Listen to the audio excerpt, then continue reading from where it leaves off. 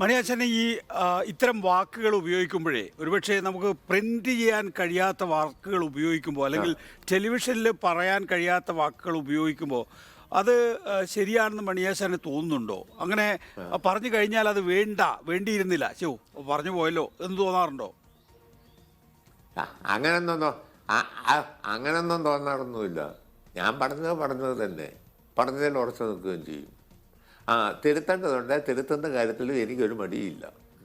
മണിയാശൻ ഒരുപക്ഷെ ഇടുക്കി കോണ്ടെക്സ്റ്റിൽ ചിലപ്പോൾ അവിടെ മലയോര പ്രദേശങ്ങളിലെ ആളുകളെ ആകർഷിക്കുന്നതിന് വേണ്ടി ഒരു പ്രസംഗത്തിൽ ചിലപ്പോൾ അങ്ങനെയുള്ള വാക്കുകൾ പാർട്ടി തിരുത്താറില്ലേ മണിയാശൻ? അതങ്ങനെ അങ്ങനെ പറയരുത് എന്ന് പറയാറില്ലേ? ഇപ്പോൾ 1, 2, 3 വന്നപ്പോൾ മണിയാശൻ ജയിലിൽ പോയതാണ്. പാർട്ടി തെറ്റായി പോയെന്ന് പറഞ്ഞാൽ ഞാൻ പാർട്ടി പറയുന്നത് ഞാൻ അംഗീകരിക്കും. അതായത് പാർട്ടിക്കകത്ത് തുടരാൻ പറ്റൂ. അതോ പാർട്ടിയാണോ പ്രോത്സാഹിപ്പിക്കുന്ന മണിയാശൻ? ഇപ്പൊ 1, 2, 3 പ്രസംഗം ഇല്ലല്ല 1, 2, 3 അല്ല 1, 2, 3 അല്ല. ഞാൻ ജയിലിൽ പോയ കാര്യമൊക്കെ നിങ്ങളും അന്നത്തെ ഉമ്മൻചാണ്ടിയും ഭരിക്കുന്നവരും എല്ലാം കൂടിയുള്ള കൂട്ടുകച്ചവടമാണ്. ആ കേസൊക്കെ എന്ത് ചെയ്യും? ഇപ്പം ജയിലിൽ പോയി അറസ്റ്റ് ചെയ്തു, കേസ് എല്ലാം കോടതി റദ്ദാക്കി നിയമവിരുദ്ധമായി എന്നെ പീഡിപ്പിക്കുക ചെയ്തത്. അതേപ്പറ്റിയൊന്നും നിങ്ങൾ ചാനലുകൾ, ഇവിടുത്തെ ഭരണക്കാരുടെ ആസനം പേറുന്ന ചാനലുകാരൊന്നും അതൊക്കെ പ്രതികരിച്ചില്ല. എൻ്റെ പേരിലെടുത്ത കേസൊക്കെ എന്താണെന്നുള്ളതിനെ പറ്റി നിങ്ങൾ ന്യായമായൊന്ന് പറയേണ്ടതായിരുന്നല്ലോ. ഇല്ലല്ലോ.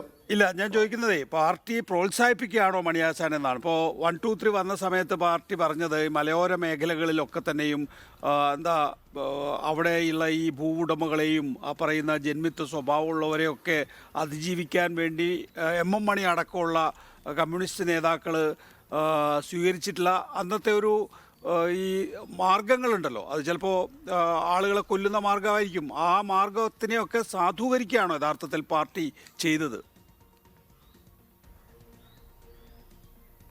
ഞങ്ങള് കൊല്ലുന്നു എന്നൊന്നും പറഞ്ഞ് പാർട്ടിയൊന്നും ന്യായീകരിച്ചിട്ടൊന്നുമില്ല. അങ്ങനെയിട്ട് ന്യായീകരിക്കത്തുമില്ല. പിന്നെ ചിലപ്പം ചില സംഭവങ്ങളൊക്കെ നടന്നു കാണും. അതിൻ്റെതായ കാര്യവും കാരണങ്ങളും ഒക്കെ കാണുമായിരിക്കും. കോടതിയുണ്ടല്ലോ, അത് അവിടെയൊക്കെ തീരുമാനിക്കട്ടെ. അല്ല മണിയാശൻ, അങ്ങനെയല്ല. നോക്കൂ, ആ കാലഘട്ടത്തിൽ നിങ്ങൾക്ക് ഒരു വലിയ പ്രതിബന്ധങ്ങളെയൊക്കെ അതിജീവിക്കുന്നതിന് വേണ്ടി ഈ